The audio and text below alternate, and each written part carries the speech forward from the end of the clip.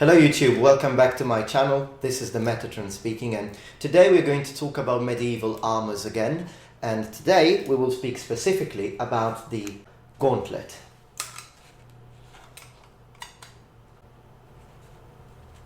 Alright, so the object that you see now that I have here is obviously a plate gauntlet, and to be more precise, this is a fully articulated plate gauntlet. But this is not the only kind of gauntlet that you had as a hand protection in the Middle Ages. So let's start with the history.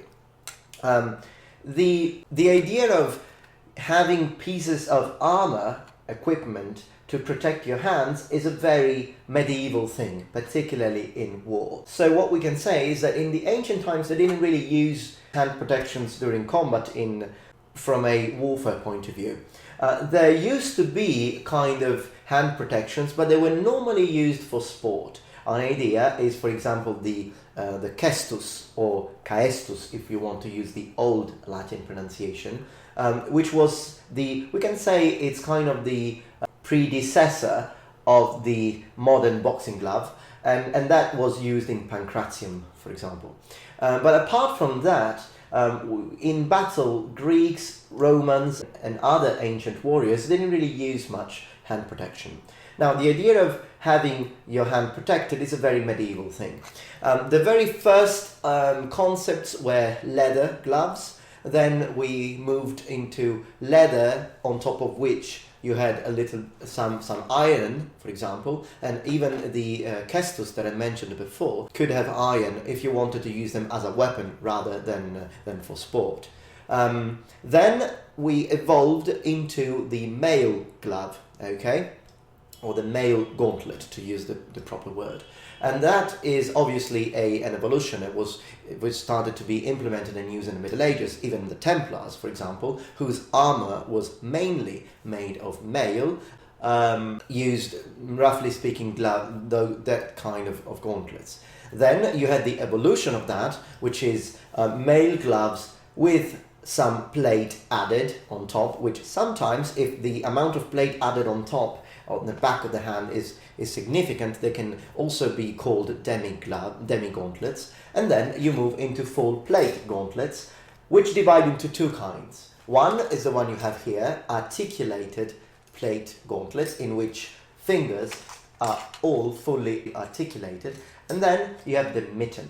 The mitten is the other version, where the fingers are all covered up with one plate. Now, the difference between the two is rather obvious. With these ones here, which are my favorite type, you have a bit more hand movement. Your hand moves, well, kind of freely. Whereas with the mitten, you don't have as much freedom of movement. You can only do this, basically.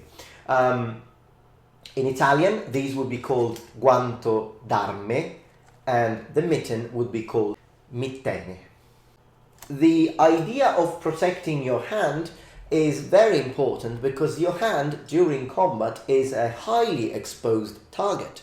Now, often when we picture duels and fighting, sword fighting, we normally imagine people either getting stabbed in the chest or getting cut in the head, or maybe even their head cut off. That's a very typical way of imagining these duels. But at the end of the day, cuts and thrusts were both very common in the West, whereas in the East, mostly samurais used to cut rather than pierce.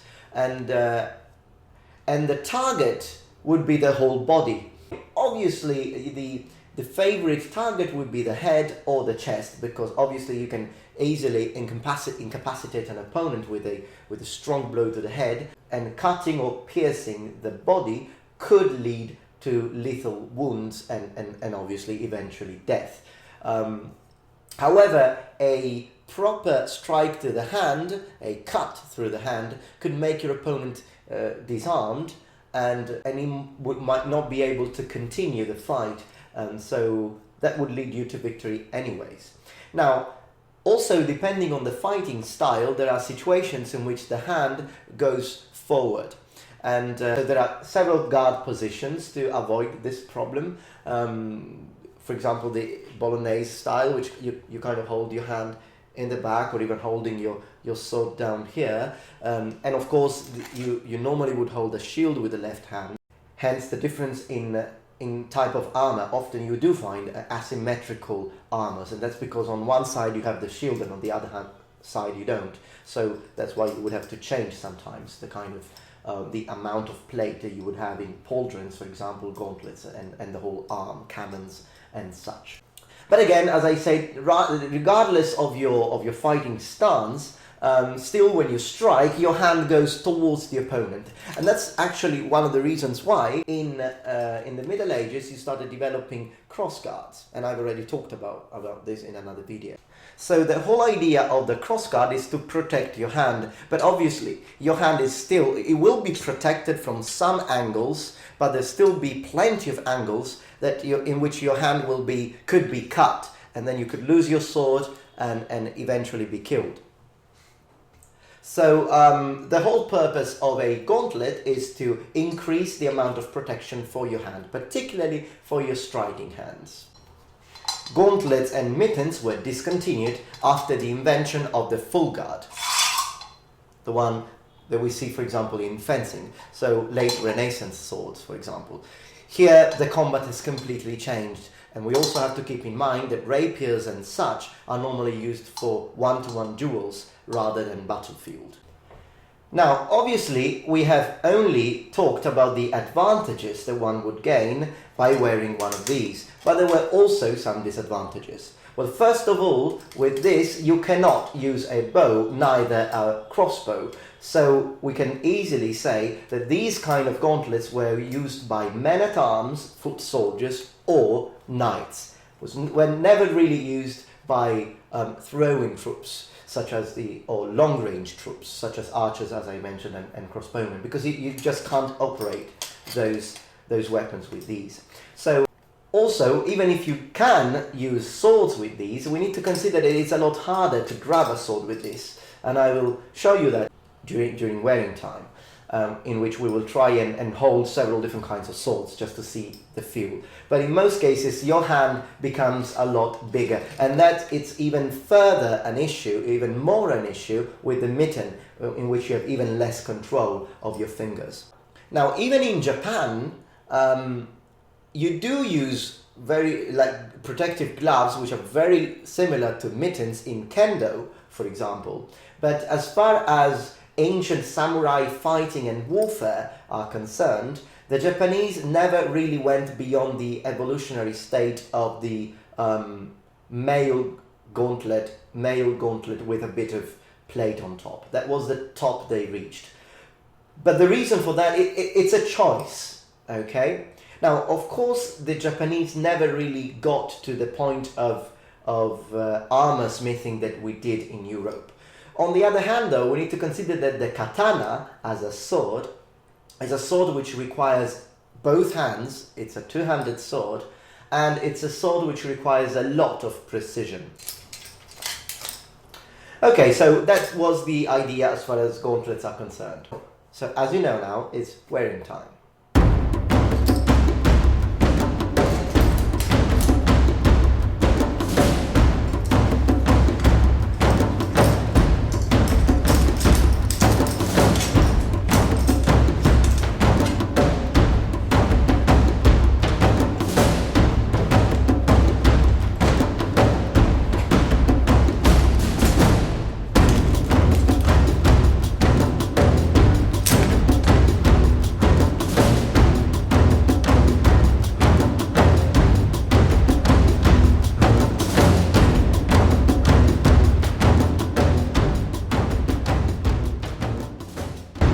Alright, so the first thing I'd like to say about holding a sword with a fully articulated gauntlet is that I'm very happy that it is fully articulated, because I can't even fathom how difficult it would be to hold this sword with a mitten.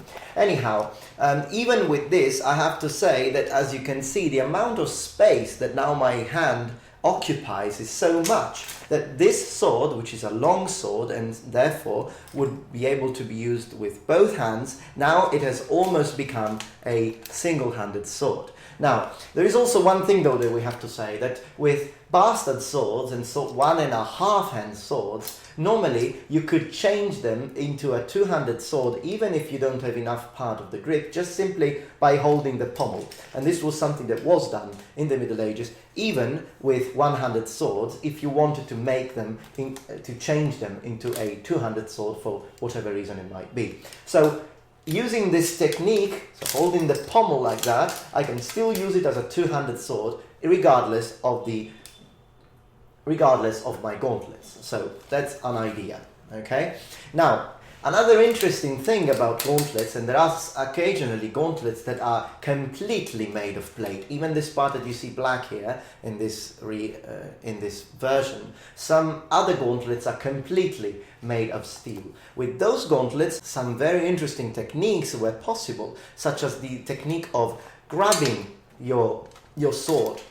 Now, why would you do that? And I've already talked about this in another video, but I wanted to show you this now directly with my gauntlets, is that you could do this. So you could change the sword into a stronger piercing weapon, and you would do that against plate specifically, okay? And this we find in many, and we do find historical depictions in medieval iconography that show us these weird things.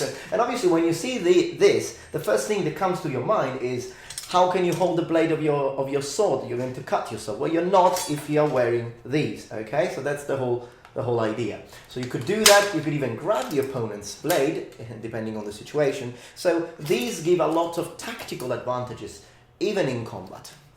And last but not least, and I've already talked about this in another video, is the idea of holding your sword upside down. This way, the sword has now become a blunt weapon that I can use to strike the opponent's plate helmet to cause damage. Also, this one is a historical technique which was used and we do find in medieval iconography. Alright, I hope you enjoyed this video. Thank you very much for watching, and make sure to thumb up if you like the video and subscribe to my channel. Thank you very much. Goodbye.